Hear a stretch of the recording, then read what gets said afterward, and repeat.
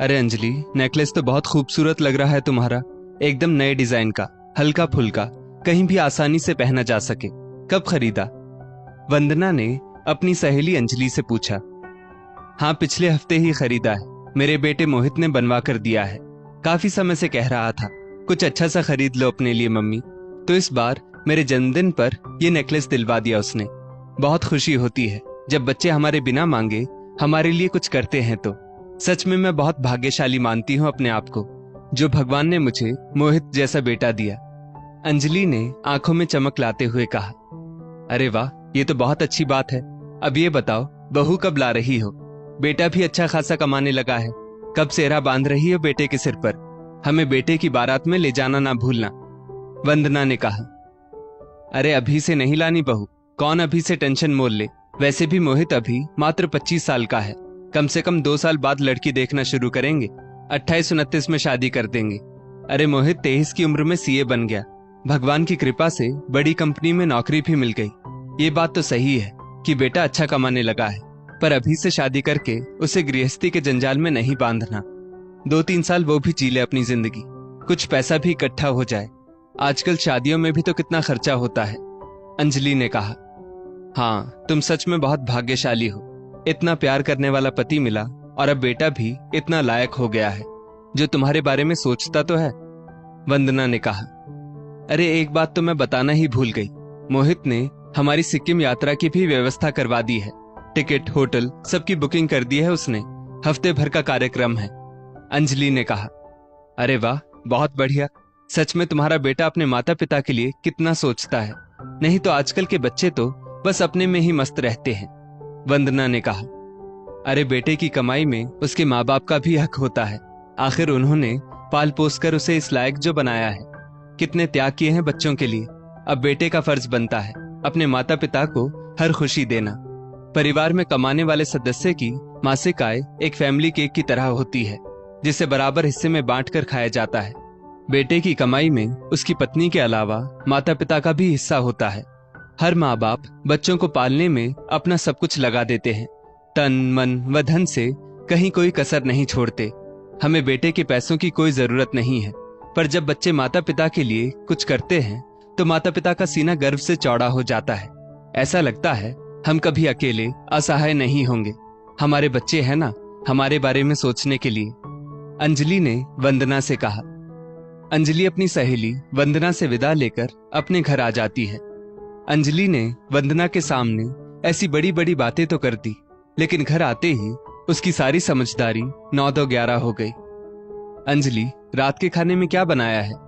अंजलि के पति उमेश ने पूछा। कल आप कह रहे थे ना आपको कुछ चटपटा खाने की इच्छा हो रही है, तो मैंने गर्मा गर्म आलू बड़े और प्याजी वड़े बनाए हैं, अंजलि ने कहा। और माँ के लिए? उमेश ने पूछा। उनके लिए साथ में रोटी सब्जी भी बना दी है, अंजलि ने कहा। अंजलि किचन में जाती है, फ्रिज में से 2 दिन की बनी लौकी की सब्जी बाहर निकालती है और उसे थोड़ा गर्म करके सुबह की बची रोटी के साथ सास को दे देती है। बहू, फिर लौकी की सब्जी? 4 टाइम से लौकी ही लौकी खा रही हूँ। लौकी ही खिलानी थी तो कम से कम ताजी सब्जी बनाकर तो देती। अंजलि की सास दमयंती जी धीरे से बोली। अंजलि ने सास की बात को सुनकर भी अनसुना कर दिया। खाना खाने के बाद दमयंती जी अपने बेटे उमेश से कहती हैं, बेटा, श्राद्ध आने वाले हैं तो हमारी कुलदेवी के मंदिर में और गौशाला में पिताजी के नाम से कुछ सहयोग राशि लिखा देना। पिताजी की तिथि पर एक ब्राह्मण दंपति को भी ब्राह्मण भोज में आमंत्रित कर देना। अंजलि बीच में ही बोल पड़ी। क्या जरूरत है ब्राह्मण दंपति को खाने पर बुलाने की? कच्ची सामग्री मंदिर में दे आएंगे, वही काफी है। माता के मंदिर और गौशाला में भी हर साल रुपए देने की क्या जरूरत है? बहू, 4-5 साल से हमने श्राद्ध में पंडित जी को नहीं बुलाया। पहले मेरा स्वास्थ्य ठीक था तो भोज की व्यवस्था मैं ही देख लेती थी, पर 4-5 सालों से मुझसे नहीं हो पा रहा है तो सब जरूरी रीति रिवाज बंद हो गए हैं। बहू, अपनी किटी पार्टी में तो तुम 10-12 लोगों का खाना अकेली बना लेती हो। यहाँ तो मैंने सिर्फ 2 ब्राह्मणों को बुलाने को कहा है। खीर, पूरी और एक सब्जी ही बना देना। और बेटा, तुम दक्षिणा देने के लिए एक साड़ी और एक धोती कुर्ता ले आना, दमयंती जी बोली। सासू माँ तो अपने बेटे को ऐसे ऑर्डर देती है मानो ससुर जी लाखों की संपत्ति हमारे नाम छोड़ गए हो। अंजलि मन ही मन बुदबुदाई। उमेश अपनी माँ की आज्ञा अनुसार श्राद्ध में देने का सब सामान ले आए। अंजलि ने भी जैसे तैसे मन मारकर पूरी सब्जी बना दी। मीठा बाहर से आ गया। सारे कार्यक्रम में अंजलि का मुंह फूला ही रहा। कुछ दिनों बाद अंजलि उमेश से कहती है, सुनिए, मुझे कुछ भारी साड़ियां खरीदनी है। अब बेटे के लिए 2-4 जगह लड़की देखने तो जाना रहेगा। बेटा 26 का हो गया है। अच्छा रिश्ता मिलते मिलते 1.5 साल और निकल जाएगा। ठीक है, शाम को तुम और माँ तैयार रहना, उमेश ने कहा। अब इस उम्र में माँ को नई साड़ियों की क्या जरूरत? अंजलि ने कहा। क्यों जरूरत नहीं, वो भी तो अपनी पोता बहू देखने जाएंगी, उमेश ने कहा।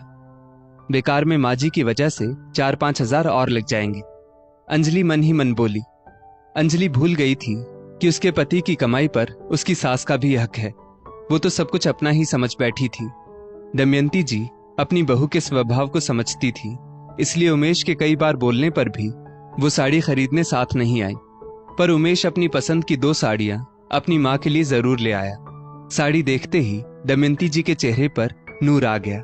ये खुशी महज साड़ी मिलने की नहीं थी, बल्कि इस बात की थी कि उनके बेटे ने उन्हें याद रखा।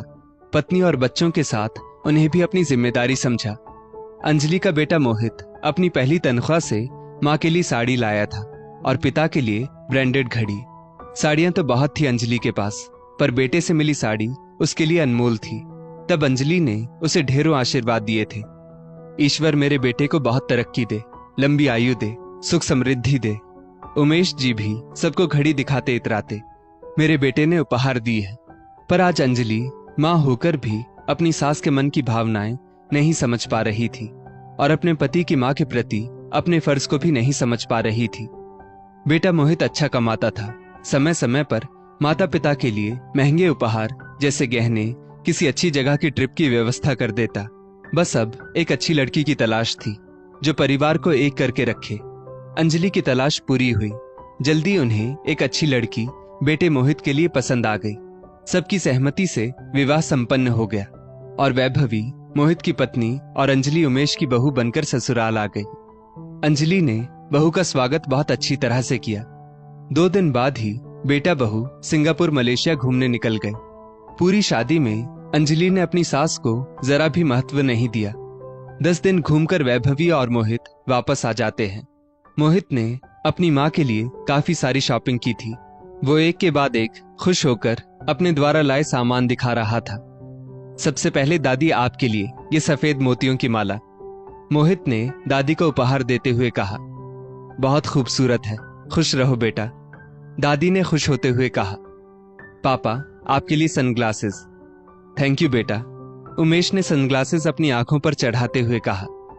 अब मेरी प्यारी माँ के लिए dress materials, fancy cap, necklace, bracelet, perfume, Mohit ने उत्साहित होते हुए कहा। अरे बेटा, इतना कुछ, सब सामान बहुत ही खूबसूरत है। थैंक यू बेटा, जीते रहो, खुश रहो, अंजलि ने मोहित के सिर पर हाथ फेरते हुए कहा। अंजलि ने एक निगाह बहू के चेहरे पर भी डाली। बहू कुछ खास खुश नहीं दिखी। उसके चेहरे पर जलन की भावना साफ दिखाई दे रही थी। रात को एकांत के पल में अंजलि अपने पति से कहती है, बेटा अपनी माँ के लिए यानी मेरे लिए मेरी पसंद के उपहार लेकर आया, वो भी अपनी कमाई से, तो इसमें बहू को भला क्या परेशानी हो सकती है। उसके चेहरे पर साफ नजर आ रहा था कि उसको मोहित का अपनी माँ के लिए कुछ करना पसंद नहीं आया। क्या बेटे की कमाई पर सिर्फ उसकी पत्नी का हक होता है? बेटे का अपने माँ बाप के प्रति भी कोई फर्ज होता है या नहीं? लगता है बहू बेटे की कमाई पर सिर्फ अपना ही अधिकार समझ बैठी है, अंजलि ने जरा उदास होते हुए कहा। अभी तक तो तुम भी ऐसा ही समझती आई हो कि मेरी कमाई पर सिर्फ और सिर्फ तुम्हारा हक है, सिर्फ अपनी पत्नी और बच्चों के प्रति ही मेरी जिम्मेदारी है। मैं जब जब प्रेम और आदर स्वरूप अपनी माँ के लिए कुछ करना चाहता तो तुम कोई ना कोई नेगेटिव बात कह ही देती, मुझे अपनी माँ के लिए कुछ करने से हमेशा रोकती। अगर मैं तुम्हारी बात ना मानते हुए अपनी माँ के लिए कुछ कर भी देता तो तुम घर का माहौल ही खराब कर देती हो। कितने दिनों तक चिढ़कर मुंह बनाकर मेरे और मेरी माँ के साथ व्यवहार करती हो। उमेश ने अपनी पत्नी को सच्चाई का आईना दिखाया। उमेश का इतना कहना था कि अंजलि उसे खा जाने वाली नजरों से घूरने लगी। कुछ दिनों बाद मोहित ऑफिस के काम से शहर से बाहर जाता है। वहां से अपनी पत्नी और माँ के लिए साड़ी लेकर आता है। अंजलि और वैभवी को साड़ियां बहुत पसंद आती हैं। लगभग एक सी ही थी साड़ियां। अंजलि बहुत खुश होती है कि उसका बेटा शादी के बाद भी नहीं बदला, अभी भी माँ को महत्व देना जानता है।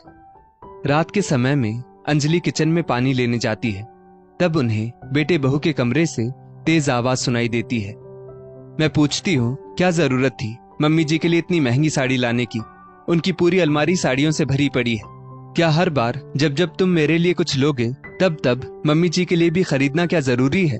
ऐसे करेंगे हम अपने भविष्य के लिए बचत, नई गाड़ी लेनी है, अपना घर लेना है, कल को बच्चे होंगे, उनके लिए भी सेविंग्स करनी होंगी।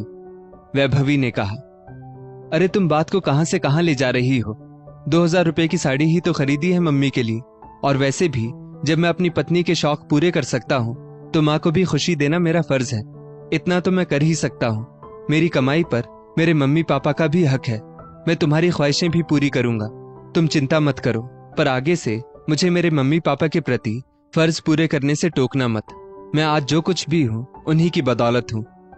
नई शुरुआत के साथ अपने मम्मी पापा की जिम्मेदारी उठाना भी मेरा फर्ज है। मेरे मम्मी पापा भी मेरी जिम्मेदारियों का एक हिस्सा है। मोहित ने कहा, माफ करना मोहित, मैं स्वार्थी हो गई थी। तुम सही कह रहे हो। हमारे माता पिता ने हमारे लिए कितना कुछ किया है। बच्चे जब अपने माता पिता के लिए कुछ करते हैं तो उनका सीना गर्व से चौड़ा हो जाता है। उन्हें एक मजबूती का एहसास होता है और हम बच्चों को बदले में ढेरों आशीर्वाद और दुआएं मिलती हैं। बेटे की कमाई पर उसके माता पिता का भी हक होता है। अब आगे से मैं कभी नहीं टोकूंगी तुम्हें। वैभवी ने अपना हाथ मोहित के हाथ पर रखते हुए कहा। अपने बेटे बहू की बात सुनकर अंजलि की आंखों में आंसू आ गए। मेरे बेटा बहू कितने समझदार है और मैं अब तक स्वार्थ और नासमझी में जीती आई। अपने पति की कमाई पर सिर्फ अपना हक समझती रही। अपने पति को उनके माता पिता के लिए फर्ज पूरे करने से रोकती रही। आज मेरे बेटा बहू ने मुझे मेरी गलती का एहसास करा दिया। मेरे पति को भी अपनी माँ को खुशी देने पर कितनी खुशी मिलती होगी। अगले दिन रविवार था। अंजलि अपने पति उमेश से कहती है, सुनिए, बाबूलाल हलवाई के यहाँ से गर्मा गर्म जलेबियां ले आइए। माँ जी को बहुत पसंद है।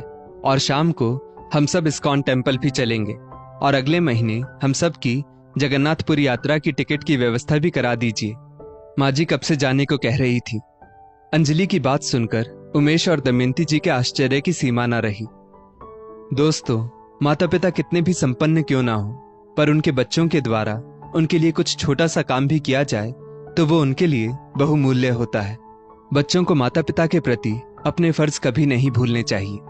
बच्चों की जिंदगी में, उनकी कमाई में उनके माता पिता का भी अधिकार होता है। इस स्टोरी को लेकर आपकी क्या राय है, नीचे कमेंट करके जरूर बताइएगा। और ऐसी ही और भी बेहतरीन वीडियोस के लिए हमारा पेज जरूर फॉलो करें। धन्यवाद।